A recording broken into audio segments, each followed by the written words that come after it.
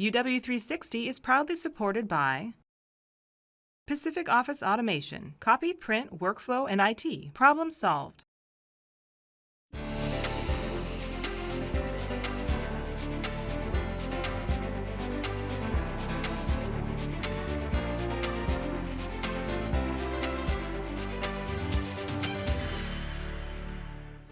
Hi everyone, I'm Carolyn Douglas. Welcome to UW360.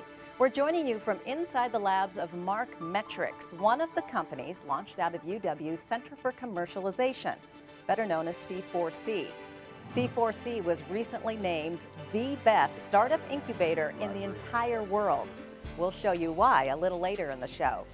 We'll also celebrate more than 20 years of success for the UPass program and see how this simple card has helped make the UW a greener, more accessible campus for all. Plus, we get a front row seat to the UW's World Series performance at Meany Theater, featuring one of the most famous choreographers in the country. And we'll see how a new program out of the UW School of Social Work is working to ease the stress of the sandwich generation by finding better ways to support both elders and their caregivers. But first, he just may be the most recognizable Husky of all, Dubs, the UW mascot. Go to any Husky home football game and chances are you've seen him. But did you know that Dubs is technically not a Husky?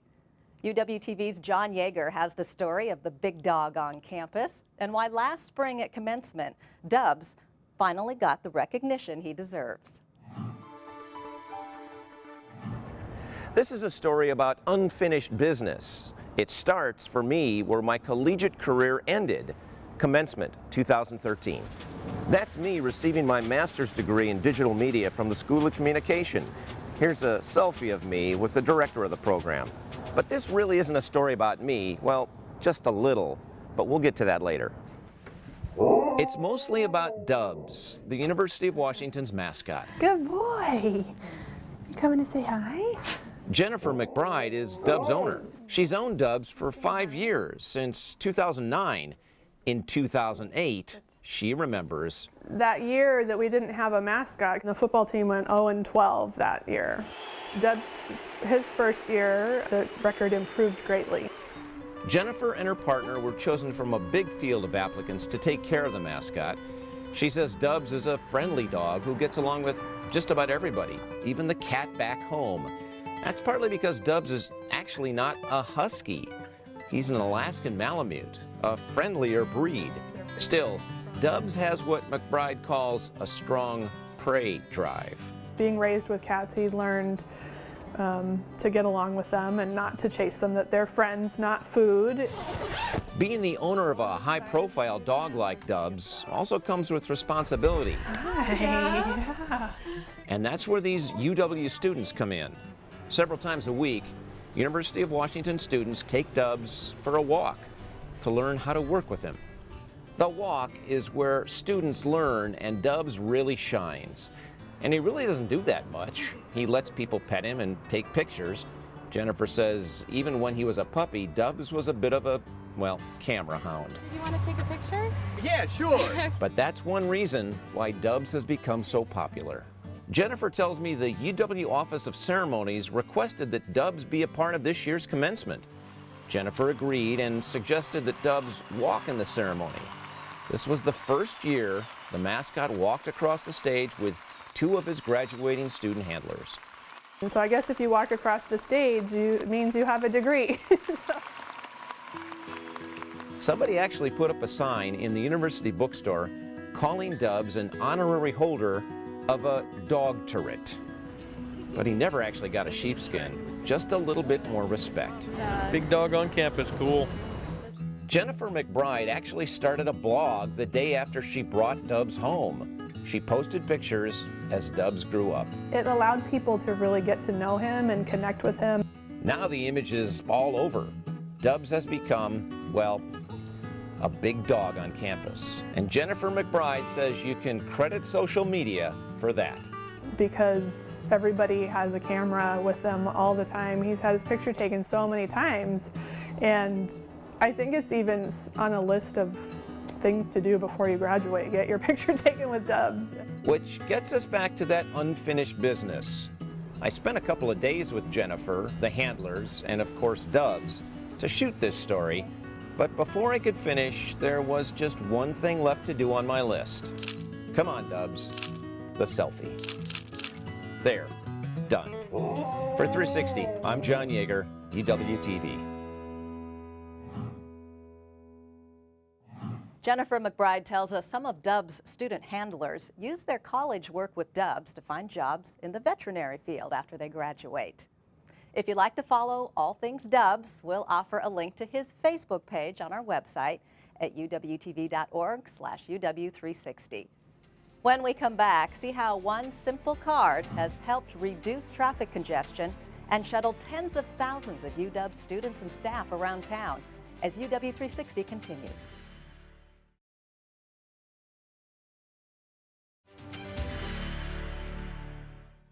Welcome back to UW360. It was a simple but revolutionary idea using one universal Metro Pass to help thousands of busy UW students and staff get around town without further clogging our streets. Rio Barber reports on the remarkable success story of UPass and how students helped keep the program sustainable for years to come. With the newest smart card technology, it's never been easier to hop on a bus for that early morning commute. Today we'll get a look at how the Universal UPass came to be and how it's helping Seattle become a greener, more sustainable city with just a swipe of a Husky card.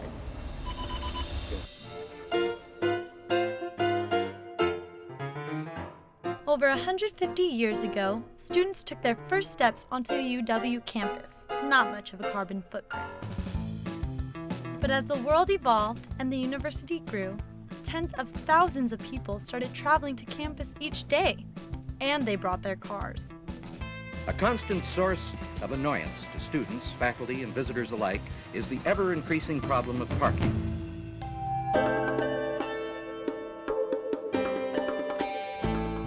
Traffic was a problem.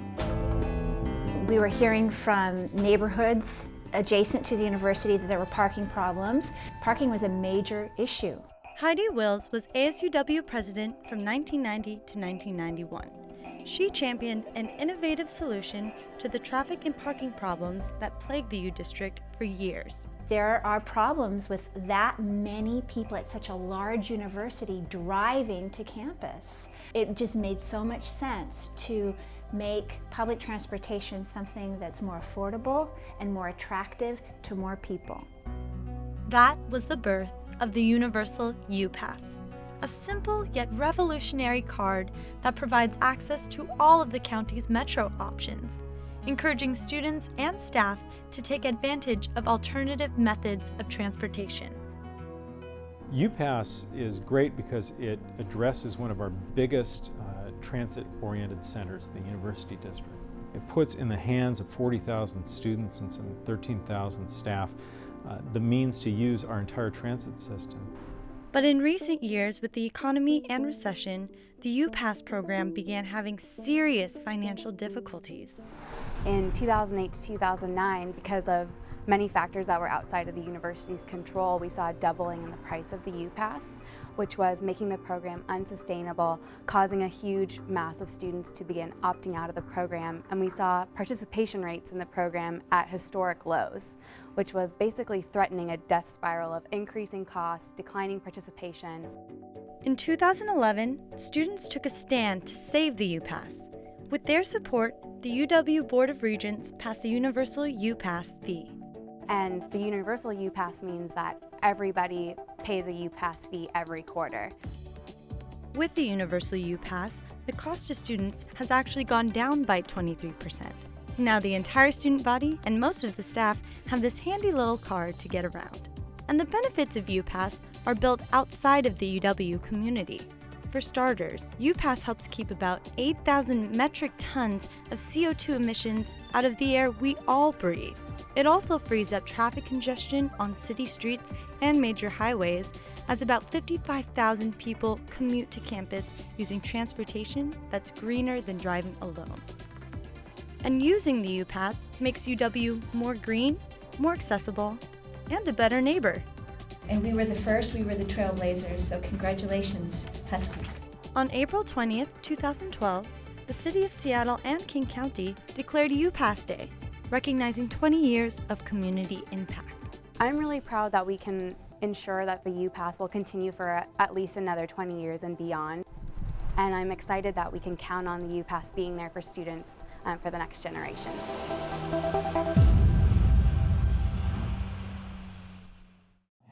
Our next story is about the World Series, not the baseball World Series, but the renowned artistic program at the UW's Mini Theater that attracts nationally and internationally famous artists to work with students and others.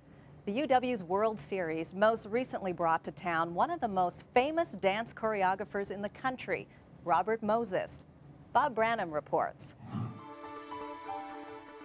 Turn it up!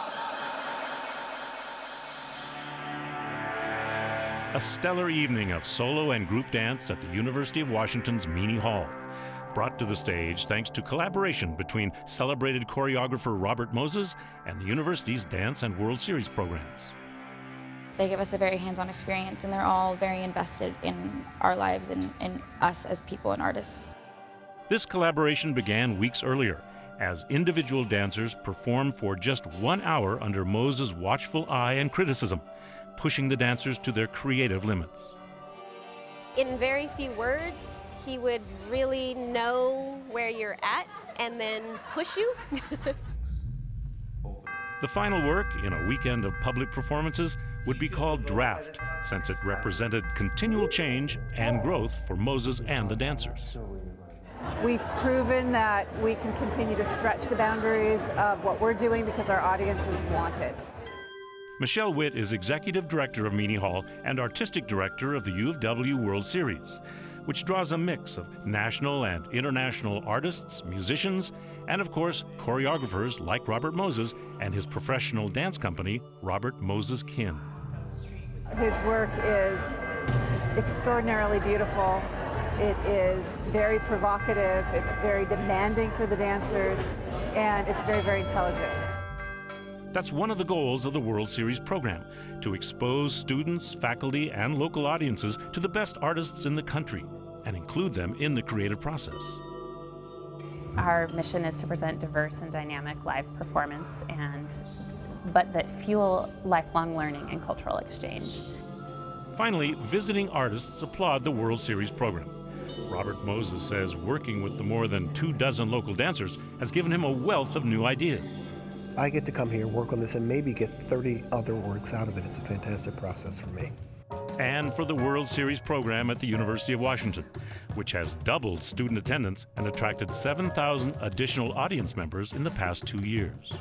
We've had a lot of support from the dance department here and from the faculty and of course from the students and alumni, and we're really appreciative of that. It's a huge opportunity for our dance program. We often don't have the funds to bring national and international artists here in the way that we want to, and the UW World Series has provided so many opportunities for our students to have these experiences that we can't do for them. We're a melting pot, and how do you get a bunch of people in the room with different stories, different backgrounds, different levels to say one thing? I mean, that's America.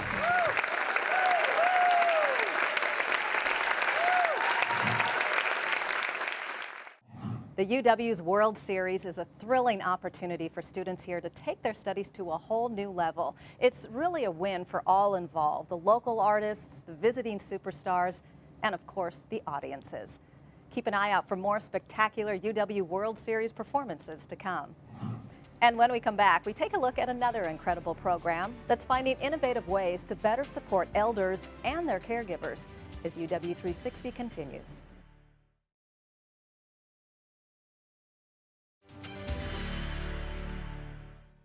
Welcome back to UW 360 from the Mark Metrics Labs. They're often called the sandwich generation, millions of people who are caring for both their elderly parents and their children at the same time. Juggling careers and carpools and doctor's appointments on top of all their other family obligations can really be a struggle. So the University of Washington School of Social Work is lending a helping hand. It's launching a new center to help find innovative ways to support both elders and their caregivers. Terry Murphy reports.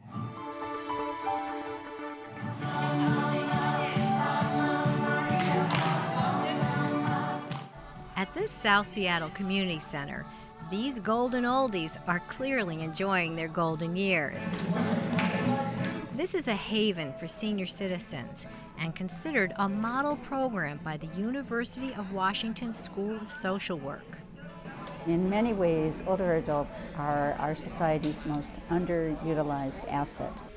You know, they have lifetimes of experience, of skills, of wisdom, and as a whole, we've not taken advantage of that. The vast majority of families are caring for their older relatives. But that's why they're the invisible or unsung heroes, because we don't provide enough supports for families to do that. Family caregivers are truly the backbone of our long-term care system here in the United States. The challenge of caregivers is the focus of this event sponsored by the Washington Post and AARP. Dr. Hoyman is part of a distinguished panel that includes the First Lady of Washington State, Trudy Inslee. I'm here as a mom, as a daughter, and as a grandma. As a society, we don't have long-term care policy.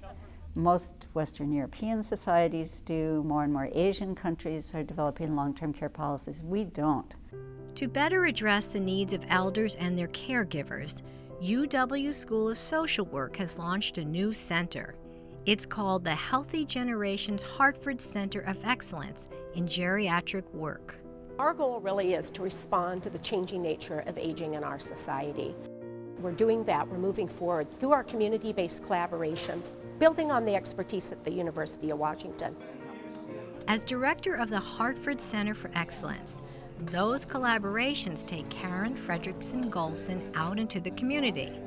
On this day, she's at the Asian Counseling and Referral Service. Asian Counseling and Referral Service is one of the agencies. We also work with the Veterans Administration. We work with Consejo. We work with AARP.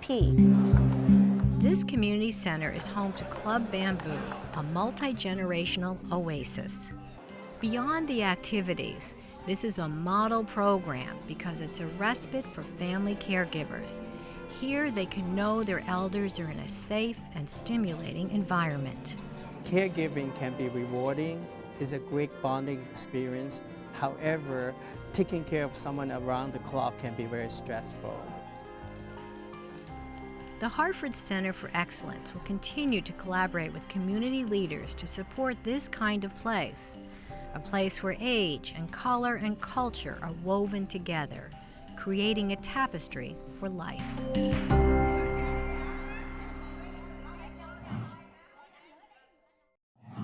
The UW School of Social Work is encouraging students to consider careers working with elders.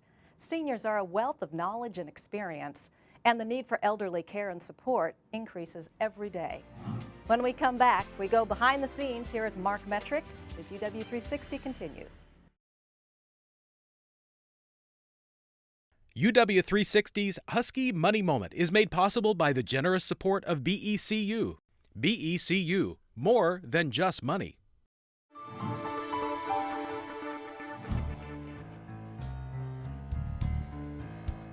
Hi, I'm Austin Siedentoff, and welcome to the Husky Money Moment. If you've had your finger to the pulse of the university, then you may have noticed a common theme running through the UW. Whether it's about the University District Partnership's efforts to revitalize the AV, the success of UW's Center for Commercialization, the #1 emerging startup incubator in the world, or the leasing of office space to create Startup Hall in Condon and attract more startup companies to the district. The buzzwords are always innovation and entrepreneurship.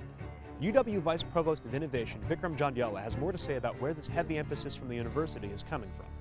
So one of the buzzwords on campus right now is innovation, and entrepreneurship certainly has a lot to do with innovation. And my question is, why are these such hot topics at the UW? So innovation really has several meanings, but in the context of what's going on at the university, it means creating impact in new ways.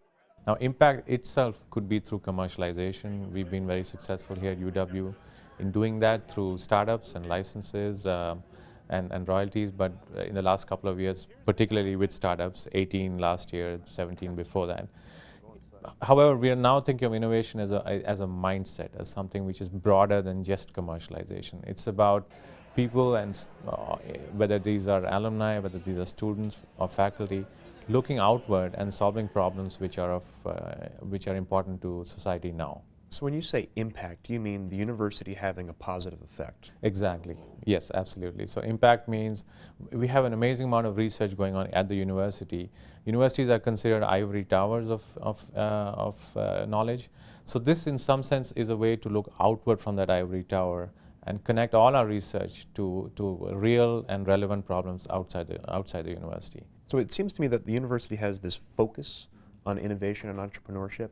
And my question to you is, where did this focus come from? Are we responding to some sort of need that's arisen, or is this just sort of the natural flow? That's a great question. So President Young, ever since he came to the university, had innovation and commercialization as a key ingredient of what he wanted to do here. And so this is a continuation certainly of his vision. But it's also a time of great change. So if you think about higher education itself, it's getting disrupted. We talk about online and challenges with tuition. As we all know, the world is going through many changes, whether it's the business cycles and finance, whether it's health, whether it's environment, whether it's energy. So I think it's a combination of the fact that UW has been a focus point for innovation, and also that the need has arisen from local and global effects, which are things like the economy, but also just the fact that the world needs people to come together to solve lots of problems. And I think we are perfectly suited to do that here. Well, it sounds like the university is headed for a really exciting place. Absolutely. I think this is a very exciting time, and it's a necessity, I would say, to remain critical and relevant as a university. The University of Washington is one of the best research institutions in the world. It's produced 6 Nobel Prize winners and has granted more federal research dollars than any other public university. But the success of the UW rests not just with the quality of its ideas, but the impact those ideas have on the world, which is why the University of Washington is proud to be boundless, to be an emerging home for innovation and entrepreneurship. I'm Austin Siedentoff, and I'll see you next time. Welcome back to UW 360. We're here at Mark Metrics, one of the many successful businesses launched out of the UW Center for Commercialization, better known as C4C. Austin Siedentoff takes us behind the scenes here at Mark Metrics and shows us why C4C was recently named the best startup incubator in the world.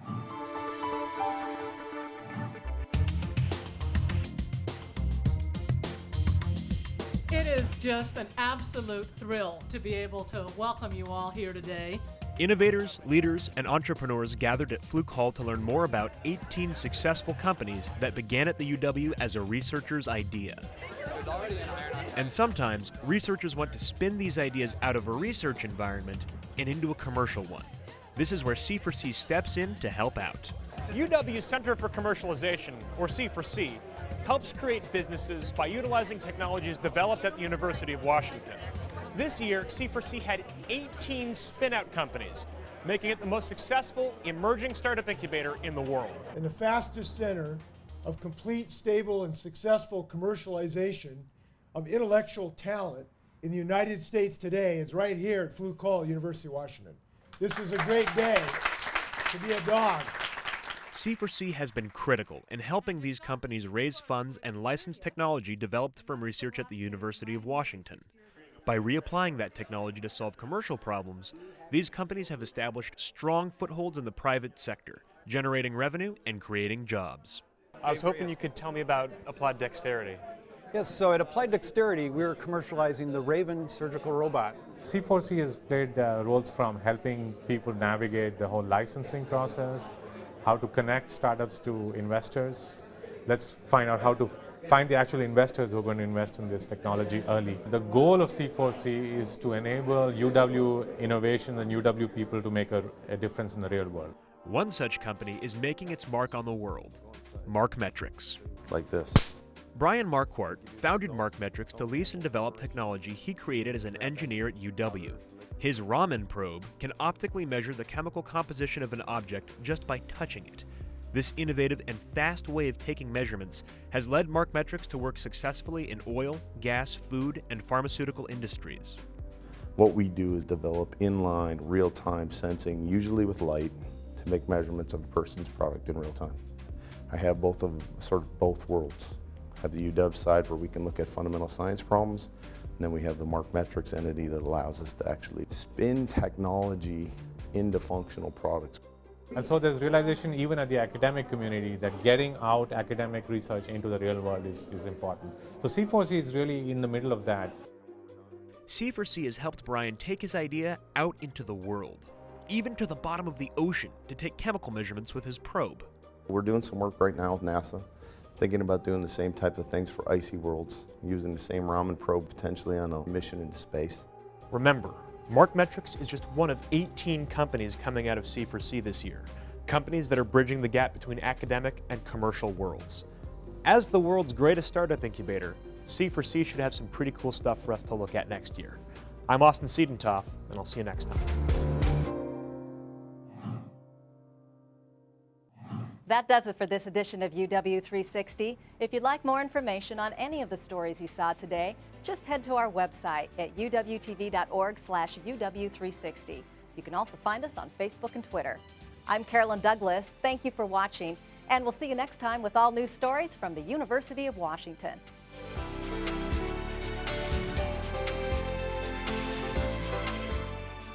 UW360 is produced by UW-TV and is proudly supported by AARP Seattle. More at aarp.org/Seattle.